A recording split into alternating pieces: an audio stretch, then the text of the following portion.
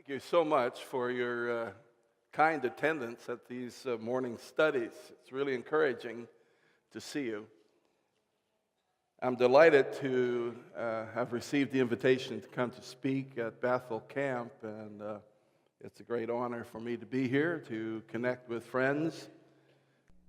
And I want to talk today about the sin of anger. I wish to begin by reading several verses in the Bible, and I want to start with something Jesus said in Matthew chapter 5. Jesus said, "You have heard that it was said to those of old, 'You shall not murder,' and whoever murders will be liable to judgment. But I say to you that everyone who is angry with his brother will be liable to judgment. Whoever insults his brother will be liable to the council, and whoever says 'you fool' will be liable to the hell of fire."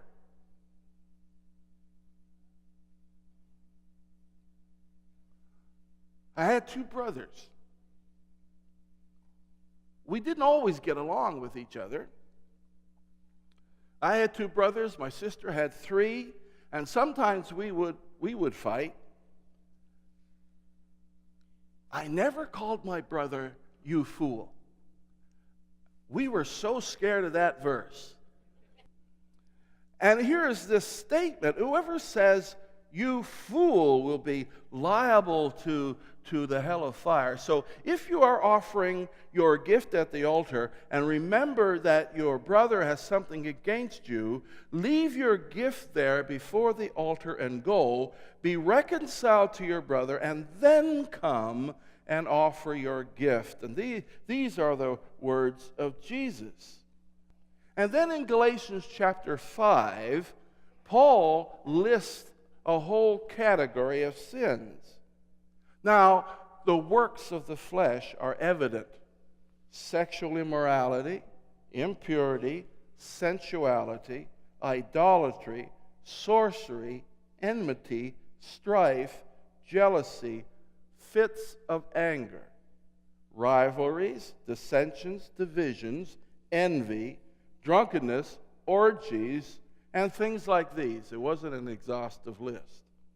I warn you, as I warned you before, that those who do such things will not inherit the kingdom of God.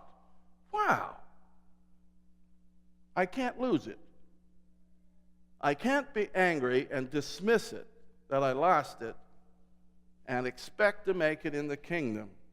And Paul continues in the next verses in chapter 5 of Galatians, "But the fruit of the Spirit is love, joy, peace, patience, kindness, goodness, faithfulness, gentleness, self-control. Against such there is no law."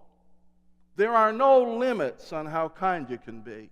There are no limits on faithfulness and goodness and patience and peace. God is never going to pull you up on the carpet for being too peaceful, or too happy, too joyful. But anger is going to exclude you out of the kingdom. In Ephesians chapter 4, we read this, though. There's this line that says, "Be angry and do not sin." Okay, so anger is probably some sort of an elastic kind of word. It's like a gas tank that you can, there's a gauge or something.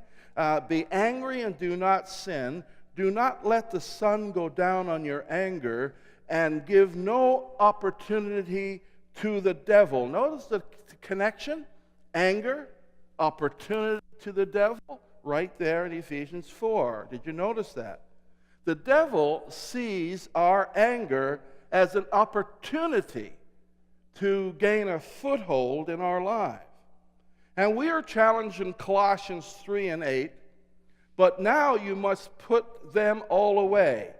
First one to put away: anger, wrath, malice, slander, obscene talk from your mouth.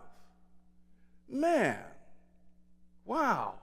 Most of the stuff that a pastor deals with Most of the stuff that an elder would have to deal with in nurturing a congregation, that's the stuff we deal with.